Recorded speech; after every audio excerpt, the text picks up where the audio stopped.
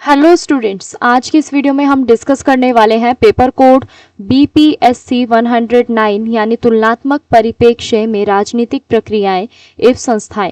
Students, अगर आप इस पेपर कोड का असाइनमेंट, गेस्ट पेपर या नोट्स परचेज करना चाहते हैं तो आप हमारी वेबसाइट पे विजिट कर सकते हैं। लिंक आपको डिस्क्रिप्शन में दिया गया है। अदरवाइज आप हमारी वेबसाइट को सर्च भी कर सकते हैं। हमारी वेबसाइट है shop.hindustanknowledge.com। यहाँ पे आके आप अपना पेपर कोड आसानी से सर्च कर सकते हैं। असाइनमेंट एंड गेस्ट पेपर को इजीली परचेज कर सकते हैं। स्टूडेंट्स, इस बार हम लेकर आए हैं गेस्ट पेपर में 25 मोस्ट इंपॉर्टेंट क्वेश्चन, जिनको आपने हमारी क्लासेस के साथ कवर कर लिया तो आप भी अपने एग्जाम में 90+ स्कोर आसानी से कर सकते हैं। इसके साथ साथ आप हमें व्हाट्सएप पे भी कांटेक्ट कर सकते हैं। हमारा व्हाट्सएप कांटेक्ट नंबर आपको वेबसाइट पे दिया गया है। आप हमें डायरेक्ट व्हाट्सएप पे भी कांटेक्ट करके assignment, guest paper and notes को इजीली परचेज कर सकते हैं। डिस्क्रिप्शन में दिए गए हमारे टेलीग्राम लिंक को ज्वाइन करना मत भूलिएगा। तो चलिए स्टार्ट करते हैं आज की वीडियो को, जिसमें हम डिस्कस करने वाले हैं पेपर कोड बीपीएससी 109। तो स्टूडेंट्स, यहाँ पे आपका पहला प्रश्न रहने वाला है कि दलीय व्यवस्था के विश्लेषण में सार-टोरी का क्या योगदान है, व्याख्या कीजिए। तो स्टूडेंट्स, अगर हम यहाँ पे बात करें राजनीतिक दल की, तो देखो राजनीतिक दल जो है ना, वो किसी भी लोकतांत्रिक व्यवस्था का महत्वपूर्ण हिस्सा होते हैं। अलग अलग देशों में दलीय व्यवस्था भी अलग होती है। इन व्यवस्थाओं का जो वैज्ञानिक विश्लेषण है ना, वैज्ञानिक विश्लेषण करने में प्रसिद्ध राजनीतिक जो आपके वैज्ञानिक है जियोवानी सारटोरी का महत्वपूर्ण यहाँ पे योगदान माना जाता है। उन्होंने दलीय व्यवस्था का ऐसा वर्गीकरण यहाँ पे प्रस्तुत किया है जो आज भी राजनीतिक विज्ञान में व्यापक रूप से आपका उपयोगी किया जाता है। ठीक है, उपयोग किया जाता है। तो अगर हम बात करें इस प्रश्न की, तो देखो इसमें हमसे क्या पूछा है कि जो दलीय व्यवस्था है ना, उसके अंदर आपका जो सारटोरी का जो योगदान है, यानी आपके जो यहाँ पे राजनीति के जो प्रसिद्ध वैज्ञानिक जो है जियोवान सारटोरी, इनका क्या योगदान है। तो देखो राजनीतिक दल जो है ना, वो किसी भी लोकतांत्रिक व्यवस्था की क्या होती है, एक महत्वपूर्ण हिस्सा होती है। तो अलग अलग देशों में ना आपको दलीय व्यवस्था भी यहाँ पे अलग अलग देखने को मिलेगी। तो इन व्यवस्थाओं का जो वैज्ञानिक विश्लेषण जो है ना, उसको किसने करा है, ज्यादातर आपके जो प्रसिद्ध राजनीतिक वैज्ञानिक है जियोवान सारटोरी, इनका महत्वपूर्ण योगदान यहाँ पे रहा है। तो इन्होंने ना दलीय व्यवस्था का जो क्लासिफिकेशन है, जो वर्गीकरण है, वो इस तरीके से प्रस्तुत करा है जो आज भी आपकी जो राजनीतिक विज्ञान का जो क्षेत्र है उसमें इसका व्यापक रूप से उपयोग होता है। तो चलिए समझते हैं जियोवानी सारटोरी की जो दलीय व्यवस्था का जो सिद्धांत है वो क्या है। तो देखो सारटोरी का दलीय व्यवस्था का जो सिद्धांत है ये क्या है कि सारटोरी ने यहाँ पे कहा है कि केवल राजनीतिक दलों की जो संख्या है ना, वो गिनना आपका पर्याप्त नहीं है। ठीक है, यह भी देखना आवश्यक है कि उन दलों का राजनीतिक प्रभाव कितना है, वे सरकार बनाने या गिराने में कितनी भूमिका निभाते हैं। इसलिए उन्होंने यहाँ पे प्रासंगिक दलों की जो अवधारणा है वो दी है। यानी सारटोरी का ऐसा मानना है कि जितने भी आपके राजनीतिक दल है ना, इनकी संख्या को गिनना ही आपके लिए काफी नहीं होता। ठीक है, बल्कि ये भी देखना जरूरी होता है कि वो जो राजनीतिक दल है वो कितने आपके प्रभावी हैं और सरकार को बनाने में या गिराने में उनकी क्या भूमिका है। ठीक है, तो इसलिए उन्होंने इसको प्रासंगिक दलों की क्या दे दी, एक अवधारणा दे दी। तो उनके अनुसार ना जो दल है वो आपके यहाँ पे महत्वपूर्ण माना जाएगा। ठीक है, दल को यहाँ पे क्या माना जाएगा, महत्वपूर्ण माना जाएगा, जो सरकार बनाने में भाग ले सके या अन्य दलों की जो नीतियां हैं, जो चुनाव रणनीतियां हैं, उसको भी ये क्या कर सके, प्रभावित कर सके। तो इस तरीके से जो सारटोरी का जो दलीय व्यवस्था का सिद्धांत है ये हमने समझा। अब हम समझते हैं सारटोरी के द्वारा जो आपकी दलीय व्यवस्था का जो वर्गीकरण है, यानी क्लासिफिकेशन, किस तरीके से किया गया है। तो स्टूडेंट्स, अगर हम यहाँ पे सारटोरी के द्वारा जो दलीय व्यवस्था है इसके वर्गीकरण की बात करें तो पहला जो इन्होंने व्यवस्था जो दी है वो कौन सी है, एक दलीय व्यवस्था। यानी इस व्यवस्था में ना केवल एक ही राजनीतिक दल सत्ता में होता है और अन्य दलों को यहाँ पे काम करने की अनुमति नहीं होती और उनका प्रभाव भी यहाँ पे नहीं होता। तो ऐसी व्यवस्था में ना जो आपकी राजनीतिक प्रतिस्पर्धा है वो भी यहाँ पे आपकी कम होती है। यानी एक दलीय व्यवस्था में सिर्फ आपका एक ही जो राजनीतिक दल है वो आपका किस में होता है, सत्ता में होता है, और बाकी के जो दल होते हैं उनको काम करने की इतनी अनुमति यहाँ पे नहीं होती और उनका प्रभाव भी यहाँ पे इतना हमें देखने को नहीं मिलता। तो ऐसी व्यवस्था में ना आपकी जितनी भी राजनीतिक प्रतिस्पर्धा है वो भी हमें कम देखने को मिलती है। अगर हम इसे उदाहरण से समझे तो चीन के अंदर आपकी क्या है, एक दलीय व्यवस्था हमें देखने को यहाँ पे मिलती है। वहीं अगर हम बात करें दूसरे प्रकार की, तो दूसरा प्रकार आपका क्या है कि प्रमुख दल व्यवस्था, यानी इस व्यवस्था में आपके कई दल जो होते हैं वो मौजूद होते हैं, लेकिन एक ही लगातार चुनाव जीतकर लंबे समय तक सत्ता में यहाँ पे बना रहता है, और अन्य दल जो हैं वो आपके चुनाव लड़ते हैं परंतु सत्ता यहाँ पे प्राप्त नहीं कर पाते। तो यहाँ पे प्रमुख दल व्यवस्था में क्या है कि आपके काफी सारे यहाँ पे जो दल होते हैं वो मौजूद होते हैं, कई दल मौजूद होते हैं, लेकिन एक ही लगातार क्या करता है, चुनाव जीतकर लंबे समय तक वो क्या करता है, सत्ता पर राज करता है, और अन्य दल जो है वो चुनाव लड़ते हैं परंतु उनको यहाँ पे जो सत्ता है वो प्राप्त नहीं कर पाते हैं। तो वहीं अगर हम इसे उदाहरण से समझे तो देखो, स्वतंत्रता के बाद ना कई वर्षों तक भारत के अंदर जो कांग्रेस का जो प्रभुत्व है वो हमें देखने को यहाँ पे मिलता है। अगला पॉइंट क्या कहता है कि द्विदलीय व्यवस्था। द्विदलीय व्यवस्था की बात करें तो इस व्यवस्था में ना आपके दो बड़े दल यहाँ पे प्रमुख होते हैं और सत्ता इन्हीं के बीच में क्या रहती है, आपकी बदलती रहती है। तो छोटे दल भी ना, दल छोटे भी हो सकते हैं लेकिन जो उनका प्रभाव है वो आपका सीमित होता है। जैसे आपका उदाहरण के लिए अगर हम बात करें संयुक्त राज्य अमेरिका की, तो यहाँ पे हमें द्विदलीय व्यवस्था देखने को मिलती है, यानी दो बड़े दल यहाँ पे प्रमुख होते हैं लेकिन जो सत्ता होती है वो इन दोनों के बीच में क्या होती है, बदलती रहती है। तो यहाँ पे कई बार हमें छोटे दल भी देखने को मिलते हैं लेकिन उनका प्रभाव जो होता है छोटे दलों का वो बहुत सीमित होता है। वहीं अगर हम बात करें अगले प्रकार की, यानी आपका सीमित बहुदलीय व्यवस्था की, तो देखो इस व्यवस्था में ना 3 से 5 या आपके इससे भी कुछ अधिक प्रभावशाली दल हमें देखने को मिलते हैं और ये दल आपसी सहयोग से गठबंधन सरकार बनाकर चलाते हैं। ठीक है, गठबंधन बनाकर सरकार को ये चलाते हैं और राजनीतिक स्थिरता अपेक्षाकृत यहाँ पे आपकी ज्यादातर हमें देखने को मिलती है, वही आपकी सीमित बहुदलीय व्यवस्था कहलाती है। वही बात करें ध्रुवीकृत बहुदलीय व्यवस्था की, तो ध्रुवीकृत बहुदलीय व्यवस्था की बात करें यहाँ पे, तो इस व्यवस्था में ना आपके कई जो दल होते हैं वो हमें देखने को मिलते हैं, उनके जो विचार हैं उनके विचारों में भी हमें अधिक मतभेद देखने को मिलता है। विचारधारात्मक दूरी होने के कारण ना गठबंधन सरकारें आपकी अस्थिर हो सकती है, तो राजनीतिक संघर्ष भी इससे बढ़ता है। तो ये क्या कहलाता है, आपका ध्रुवीकृत बहुदलीय व्यवस्था यहाँ पे कहलाता है। वही स्टूडेंट्स अगर हम बात करें सार्टोरी के योगदान का महत्व यहाँ पे क्या है, तो देखो सार्टोरी के योगदान के महत्व की बात करें ना, तो इन्होंने ना दलीय व्यवस्था के अध्ययन को और अधिक वैज्ञानिक और व्यवस्थित यहाँ पे बनाया। केवल दलों की जो संख्या है इसकी बजाय उन्होंने वास्तविक प्रभाव पे भी यहाँ पे ध्यान दिया और विभिन्न देशों की जो राजनीतिक व्यवस्थाएं है ना इसकी तुलना करना आसान हो गया था, यानी इनकी तुलना करना आसान इन्होंने बनाया। और उनके जो सिद्धांत है, ठीक है, सार्टोरी के जो सिद्धांत है वो लोकतंत्र की स्थिरता और सरकार के कार्य करने की जो क्षमता है ना इसको भी बेहतर ढंग से यहाँ पे समझाया जा सकता है। तो आज भी आपके विश्वविद्यालय और प्रतियोगी परीक्षाओं में इनके जो सिद्धांत हैं वो महत्वपूर्ण यहाँ पे माने जाते हैं। तो इस तरीके से सार्टोरी का जो योगदान है उसका महत्व हमने जाना। अब हम जानते हैं इस प्रश्न के निष्कर्ष को। तो देखो जियोवानी सार्टोरी जो है ना वो दलीय व्यवस्था के विश्लेषण में अपना योगदान बहुत ज्यादा यहाँ पे देते हैं।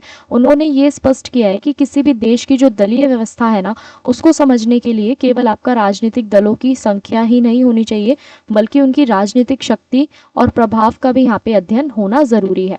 तो उनका वर्गीकरण राजनीतिक विज्ञान के अध्ययन को भी और ज्यादा सरल बनाता है, और ज्यादा तार्किक बनाता है और व्यवहारिक बनाता है। तो इसी के कारण क्या है कि जो सार्टोरी जो है ना उनको दलीय व्यवस्था के सबसे प्रभावशाली विचारकों में यहाँ पे गिना जाता है।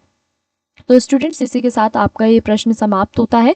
अब हम आगे बढ़ते हैं। अगला जो आपका प्रश्न है वो ये है कि संघवाद को परिभाषित कीजिए, यह सत्तावादी व्यवस्था के विपरीत है।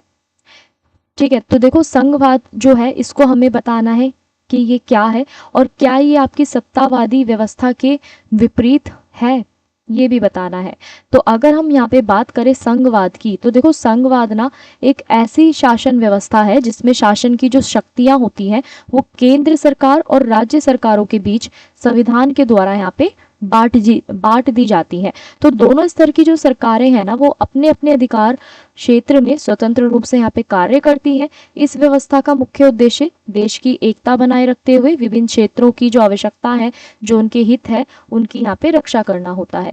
वही बात करें संघवाद की परिभाषा की, तो देखो संघवाद जो है ना, पहले हम इसको थोड़ा सा समझते हैं एक इंट्रो से। संघवाद आपका क्या है कि ऐसी शासन व्यवस्था है जिसमें शासन की जो शक्तियां हैं वो सरकार और केंद्रीय सरकार और राज्य सरकारों के बीच में संविधान के द्वारा क्या कर दी जाती है, बांट दी जाती है। और दोनों ही जो है ना, दोनों स्तर जो है वो आपकी सरकारें जो हैं, दोनों स्तर की सरकारें वो अपने अपने अधिकार क्षेत्र में स्वतंत्र रूप से यहाँ पे कार्य करती है। और इस व्यवस्था का जो मुख्य उद्देश्य है ना, वो देश की एकता बनाए रखना होता है और विभिन्न क्षेत्रों की जो आवश्यकता है इनके हितों के लिए यहाँ पे कार्य करना होता है।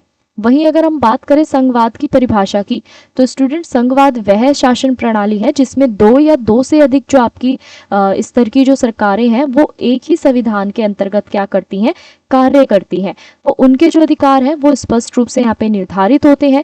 केंद्र सरकार राष्ट्रीय महत्व के विषयों जैसे आपकी रक्षा है, विदेश नीति है, मुद्रा का संचालन है, ये सारी चीजें वो करती है। तो जबकि जो आपकी राज्य सरकार है वो क्या करती है कि शिक्षा, स्वास्थ्य, कृषि और स्थानीय प्रशासन जैसे जितने भी आपके विषय है ना, वो इनके लिए कार्य करती है।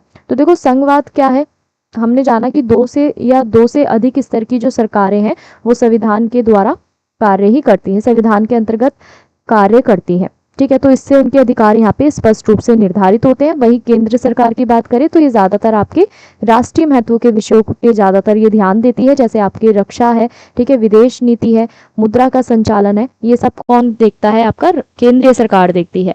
वही राज्य सरकार की बात करें तो शिक्षा, स्वास्थ्य, कृषि और स्थानीय प्रशासन जैसे जितने भी आपके विषय हैं इन सब पे कार्य कौन करता है, आपका राज्य सरकारें करती हैं। तो भारत, अमेरिका, ऑस्ट्रेलिया, इन सारे देशों के अंदर हमें संघीय व्यवस्था के ये क्या है, आपके प्रमुख उदाहरण हमें देखने को मिलते हैं। तो भारत में आपका जो संविधान है ना, भारत में संविधान ने केंद्र और राज्यों के बीच की जो शक्तियां है ना, इसका स्पष्ट रूप से यहाँ पे क्या कर दिया है, विभाजन कर दिया है। यानी यहाँ पे राज्य और केंद्र की शक्ति को बराबर यहाँ पे बांट दिया गया है। वही बात करें हम संघवाद की प्रमुख विशेषताओं की, तो देखो पहली विशेषता क्या कहती है कि शक्तियों का विभाजन, यानी संविधान के अनुसार केंद्र और राज्यों के अधिकार जो है आपके अलग अलग निर्धारित होते हैं, जिससे दोनों जो है अपना स्वतंत्र रूप से कार्य कर सकती हैं। वही बात करें लिखित संविधान की, तो संघीय व्यवस्था में ना यहाँ पे आपका लिखित संविधान होता है जो सभी सरकारों के अधिकार और कर्तव्यों को यहाँ पे क्या करता है, स्पष्ट रूप से यहाँ पे बताता है कि यानी आपकी जो सरकार के कौन कौन से कर्तव्य हैं और कौन कौन से अधिकार हैं। वही बात करें संविधान की सर्वोच्चता की, तो यहाँ पे केंद्र और राज्य दोनों संविधान के आपके अधीन आते हैं। ठीक है, केंद्र भी और राज्य भी आपके संविधान के अधीन ये आते हैं और कोई भी सरकार जो है वो संविधान से यहाँ पे ऊपर नहीं होती है। तो इसलिए आपकी संविधान की जो सर्वोच्चता है वो भी हमें देखने को मिलती है। स्वतंत्र न्यायपालिका की बात करें तो यदि केंद्र और राज्य के बीच किसी विषय पर विवाद होता है तो न्यायपालिका उसका निष्पक्ष समाधान यहाँ पे करती है। तो इसलिए यहाँ पे स्वतंत्र न्यायपालिका भी हमें देखने को मिलती है।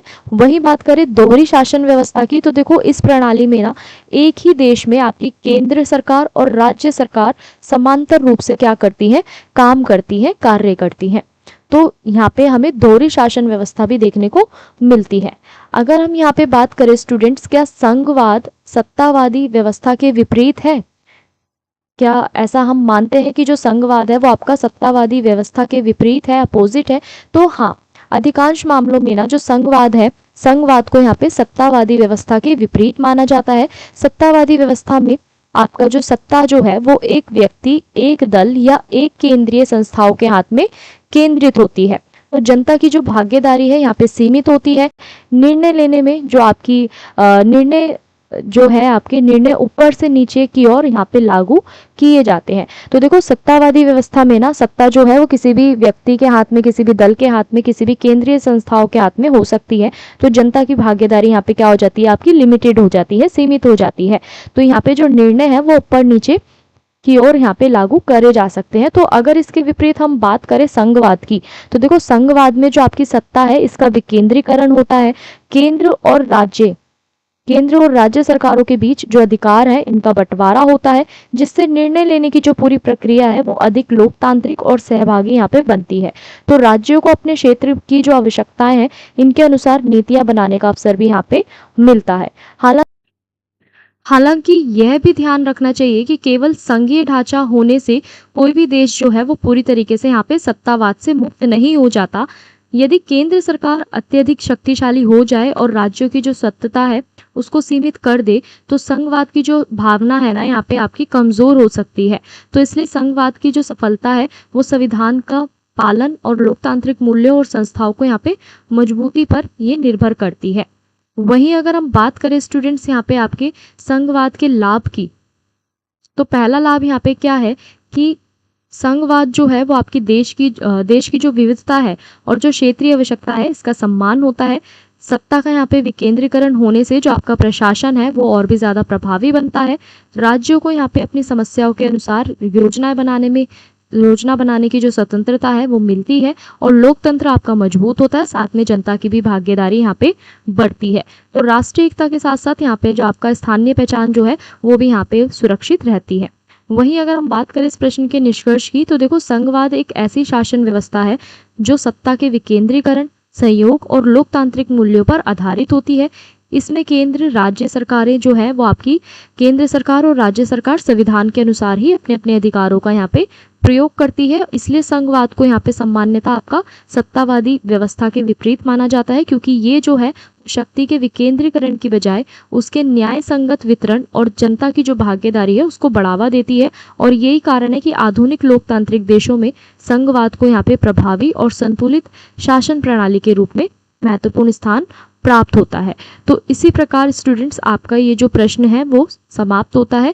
आगे हम बढ़ते हैं। अगला जो प्रश्न है आपका वो ये है कि तीसरी दुनिया के देशों में लोकतांत्रिकरण की जो पूरी प्रक्रिया है इस पर चर्चा कीजिए। तो देखो तीसरी दुनिया के देश वे देश हैं जो मुख्य रूप से आपके एशिया, अफ्रीका, लैटिन अमेरिका में स्थित हैं। इनमें से अधिकांश जो देश है ना वो लंबे समय तक उपनिवेश यानी आपका औपनिवेशिक शासन के अधीन रहे हैं और स्वतंत्रता प्राप्त करने के बाद इन देशों ने ना लोकतांत्रिक शासन व्यवस्था अपनाने का यहाँ पे क्या करा है, प्रयास करा है। लोकतांत्रिकरण की जो प्रक्रिया है इसका जो अर्थ है वो ये है कि एक ऐसी व्यवस्था जिसका विकास जिसमें जनता अपने प्रतिनिधियों को चुनकर करे और कानून का जो शासन है वो हो और नागरिकों को भी यहाँ पे समान अधिकार जो है वो प्राप्त हो, वही आपका क्या कहलाता है, लोकतांत्रिकरण कहलाता है। वही लोकतांत्रिकरण की प्रक्रिया की स्टूडेंट्स अगर हम बात करें तो पहली जो प्रक्रिया है वो क्या है कि स्वतंत्रता प्राप्ति के बाद लोकतंत्र की स्थापना, यानी अधिकांश जो तीसरी दुनिया के जो देश हैं इन्होंने स्वतंत्रता के बाद संविधान बनाया, लोकतांत्रिक संस्थाओं की यहाँ पे स्थापना करी, चुनाव आयोग, संसद, न्यायपालिका, राजनीतिक दल, इन सबका भी यहाँ पे गठन किया गया ताकि आपकी जो जनता की जो भागीदारी है वो सुनिश्चित हो सके। वही बात करें सार्वभौमिक वयस्क मताधिकार की, तो देखो इन देशों में सभी वयस्क नागरिकों को बिना जाति, धर्म, लिंग, संपत्ति के आधार पर भेदभाव किए बिना यहाँ पे मताधिकार जो है आपका, या हम कह सकते हैं मतदान करने का जो अधिकार है वो दिया गया। इससे जो लोकतंत्र है आपका मजबूत हुआ और आम जनता को यहाँ पे शासन में भाग लेने का अवसर भी मिला। अगला पॉइंट जो है आपका वो ये है कि राजनीतिक दलों का विकास, यानी लोकतांत्रिकरण की जो पूरी प्रक्रिया है इसमें विभिन्न राजनीतिक दलों का गठन हुआ और ये दल जो है वो जनता की समस्या को यहाँ पे उठाते हैं, चुनाव लड़ते हैं, सरकार बनाते हैं और बहुदलीय व्यवस्था जो है वो लोकतंत्र की एक महत्वपूर्ण क्या है आपकी विशेषता है। तो इस तरीके से राजनीतिक दलों का यहाँ पे क्या होता है, विकास होता है, जिसमें आपके जो अलग अलग दल हैं राजनीतिक दल उनका गठन किया जाता है। वहीं अगले पॉइंट की बात करें तो अगला पॉइंट आपका क्या कहता है, नागरिक अधिकारों का विस्तार, यानी लोकतंत्र के विकास के साथ अभिव्यक्ति की स्वतंत्रता, प्रेस की स्वतंत्रता, गठन बनाने का अधिकार और मानव अधिकारों की सुरक्षा पर अधिक यहाँ पे ध्यान दिया गया। इससे नागरिकों की जो भागीदारी है वो भी यहाँ पे बढ़ी है। तो नागरिकों के अधिकारों का विस्तार भी हमें देखने को मिलता है। अब हम बात करते हैं लोकतंत्रीकरण में आने वाले आपकी जितनी भी चुनौतियां हैं वो कौन सी है। तो लोकतांत्रीकरण में आने वाली चुनौतियां कौन कौन सी है इसको जानते हैं। तो सबसे पहली चुनौती क्या है यहाँ पे, सैन्य शासन और तानाशाही, यानी तीसरी दुनिया के जो देश है ना उसमें सेना ने सत्ता पर कब्जा कर लिया है, जिससे लोकतांत्रिक प्रक्रिया जो है आपकी वो बाधित हो गई है, उस पर रोक लग गई है। तो लंबे समय तक जो आपका तानाशाही शासन है ना इसके कारण लोकतंत्र आपका कमजोर होता हुआ हमें नजर आया है। वही बात करें आर्थिक समस्या, तो देखो गरीबी, बेरोजगारी, अशिक्षा, असमानता लोकतांत्रिकरण में बड़ी बाधाएं लेकर आए हैं। तो आर्थिक रूप से कमजोर समाज में ना लोकतांत्रिक संस्थाओं को यहाँ पे मजबूत बनाना कठिन होता है। तो इस तरीके से हमें आर्थिक समस्याएं भी जो है वो लोकतांत्रिकरण के अंदर देखने को मिलती है। वहीं अगर हम बात करें भ्रष्टाचार और राजनीतिक अस्थिरता, तो ये भी एक बहुत बड़ी चुनौती है लोकतांत्रिकरण के सामने। यानी भ्रष्टाचार, धन बल और बाहुबल का प्रभाव जो है वो लोकतंत्र की गुणवत्ता को यहाँ पे सीधा प्रभावित करता है। और कई देशों में ना सरकार बार बार बदलने से जो आपकी राजनीतिक अस्थिरता है ये भी उत्पन्न होती है। वहीं आपका अगला पॉइंट क्या कहता है कि जातीय और धार्मिक संघर्ष, ये भी हमें देखने को मिलता है लोकतांत्रिकरण के सामने। सबसे बड़ी चुनौती ये भी है कि कई देशों में जो आपकी जातीय, भाषाई, ठीक है, और धार्मिक विवाद जो है वो लोकतांत्रिकरण की जो पूरी प्रक्रिया है इसको प्रभावित करते हैं। और इन संघर्षों के कारण ना सामाजिक एकता और राजनीतिक स्थिरता आपकी कमजोर होती जा रही है। वहीं अगर हम बात करें लोकतांत्रिकरण के जो सकारात्मक परिणाम है वो क्या है, तो यहाँ पे स्टूडेंट्स आपका पहला परिणाम जो है वो क्या है कि जनता की जो शासन में भागीदारी इससे बढ़ती है। ठीक है, मानवाधिकार और मौलिक अधिकारों की यहाँ पे रक्षा हुई है। चुनावों के माध्यम से शांतिपूर्ण सत्ता में परिवर्तन आपका संभव हुआ है। शिक्षा, स्वास्थ्य, सामाजिक न्याय, इस पे भी आपका अधिक ध्यान दिया गया है। और नागरिक समाज और मीडिया की जो भूमिका है ये भी आपकी यहाँ पे मजबूत हुई है। वहीं बात करें लोकतांत्रिकरण को यहाँ पे सफल बनाने के जो उपाय हैं वो कौन कौन से हैं, तो स्टूडेंट्स यहाँ पे आपका लोकतंत्रीकरण को सफल बनाने का जो पहला उपाय है वो ये है कि शिक्षा और राजनीतिक जागरूकता का विस्तार। यानी ज़्यादा से ज़्यादा आपका राजनीतिक जागरूकता का विस्तार यहाँ पे किया जाए, शिक्षा का विस्तार किया जाए, तो हम लोकतांत्रिकरण को मजबूत बना सकते हैं, या हम कह सकते हैं सफल बना सकते हैं। तो भ्रष्टाचार पर भी हम प्रभावी अगर नियंत्रण लगाए तो भी आपका लोकतंत्र जो है, लोकतांत्रिकरण जो है वो आपका सफल बन पाएगा। स्वतंत्र और निष्पक्ष चुनाव यहाँ पे सुनिश्चित किए जाए, न्यायपालिका और अन्य लोकतांत्रिक संस्थाओं को यहाँ पे मजबूत बनाया जाए, आर्थिक विकास और सामाजिक समानता को भी यहाँ पे क्या दिया जाए, बढ़ावा दिया जाए। वहीं स्टूडेंट्स बात करें इस प्रश्न के निष्कर्ष की, तो देखो तीसरी दुनिया के जो देश है ना, इस पे लोकतांत्रिकरण की जो पूरी प्रक्रिया है वो एक लंबी और निरंतर चलने वाली प्रक्रिया है। अनेक चुनौतियों के बावजूद इन देशों ने लोकतंत्र को यहाँ पे मजबूत करने की दिशा में अपने महत्वपूर्ण प्रयास करे हैं। यदि पारदर्शिता, सुशासन, आर्थिक विकास, नागरिक भागीदारी को यहाँ पे बढ़ावा दिया जाए तो यहाँ पे लोकतंत्र जो है और भी ज्यादा आपका सुदृढ़ बन पाएगा और सफल बन सकता है। ठीक है, तो यहाँ पे लोकतांत्रिकरण केवल आपका राजनीतिक परिवर्तन नहीं बल्कि आपका सामाजिक, आर्थिक और सांस्कृतिक विकास का भी क्या होता है, एक आधार होता है।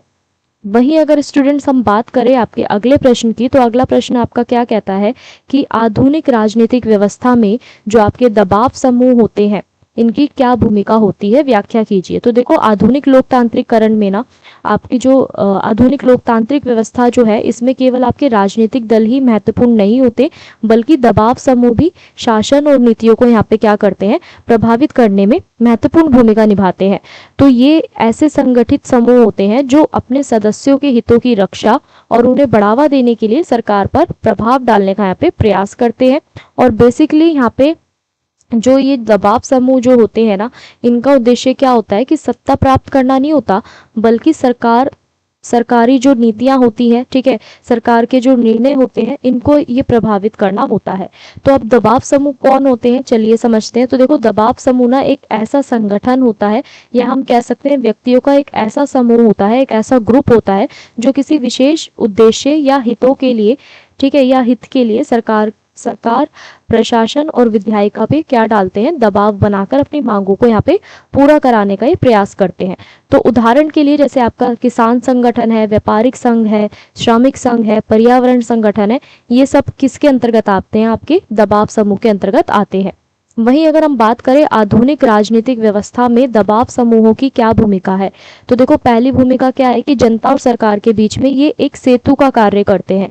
यानी दबाव समूह क्या कर रहा है कि जनता की समस्याओं और उनकी जो मांग है वो सरकार तक यहाँ पे पहुंचा रहा है। तो इससे सरकार को यहाँ पे लोगों की जो वास्तविक आवश्यकताएं है ना उसको पहचानने में मदद मिलती है, उससे संबंधित जानकारी उन्हें मिलती है और उचित निर्णय लेने में भी सहायता मिलती है। वहीं बात करें नीति निर्माण में योगदान, तो देखो सरकार कई आपकी नीतियां यहाँ पे बनाते समय क्या होती है, यहाँ पे दबाव समूह से यहाँ पे राय ली जाती है। ठीक है, या हम कह सकते हैं सरकार जो है कई नीतियां बनाते समय आपका दबाव समूह से यहाँ पे क्या करती है, राय लेती है और जिससे जो है ये समूह जो है अपने अनुभव और विशेषज्ञता के आधार पर अपना सुझाव देते हैं, जिससे आपके बेहतर और व्यवहारिक नीतियां यहाँ पे बनती है। वही बात करें जनमत का निर्माण यानी दबाव समूह जो है आपके, वो ज्यादातर सभाओं, रैलियों, मीडिया, ठीक है, सोशल मीडिया, इन सब के माध्यम से लोगों को यहाँ पे जागरूक करते हैं। इससे किसी महत्वपूर्ण मुद्दे पर जनमत तैयार होता है और सरकार पर जो उचित निर्णय लेने का जो दबाव है ना, वो भी बहुत कम पड़ता है। वहीं अगर हम बात करें लोकतंत्र को मजबूत बनाना, ये जो समूह है वो नागरिकों को अपनी बात रखने का अवसर देते हैं। लोगों की जो भागीदारी है, इससे बढ़ने से जो लोकतंत्र है आपका और भी ज्यादा प्रभावी और उत्तरदायी बनता है। सरकार पर नियंत्रण रखना यानी जो दबाव समूह जो है ना, वो सरकार की नीतियों और कार्यों की भी समीक्षा करते हैं। यदि सरकार जनता के हितों को अनदेखा करती है तो ये समूह क्या करते हैं, उसका विरोध प्रदर्शन करते हैं, ज्ञापन करते हैं और शांतिपूर्ण आंदोलन के माध्यम से सरकार को जो उनकी जिम्मेदारी है उसका एहसास यहाँ पे कराते हैं। वहीं बात करें विभिन्न वर्गों के हितों की रक्षा की, तो देखो यहाँ पे समाज के अलग अलग वर्ग हैं, जैसे आपके किसान है, मजदूर है, छात्र है, महिलाएं हैं, व्यापारी है, इन सब के हितों की जो रक्षा जो है वो दबाव समूह करते हैं। इससे सभी वर्गों की जो समस्या है इस पे ध्यान यहाँ पे दिया जाता है।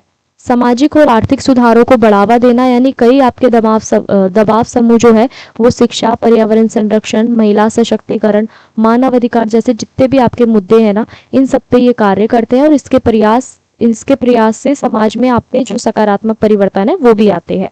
वहीं अगर हम बात करें यहाँ पे दबाव समूहों की जो सीमाएं हैं वो कौन कौन सी है, तो देखो पहली सीमा आपकी कौन सी है कि कभी कभी ये जो है ना वो सिर्फ अपने स्वार्थ को यहाँ पे प्राथमिकता देते हैं दबाव समूह, ठीक है। आर्थिक रूप से मजबूत समूह जो है आपके सरकार पे अधिक प्रभाव डालते हैं। कुछ आपके समूह जो होते हैं वो अनुचित तरीकों से हड़ताल, बंद या हिंसक प्रदर्शन का सहारा लेते हैं, जिससे जो जनजीवन है वो भी आपका प्रभावित होता है और विभिन्न समूहों के हितों में टकराव होने से जो आपकी नीति निर्माण जो है वो भी कठिन हो सकता है।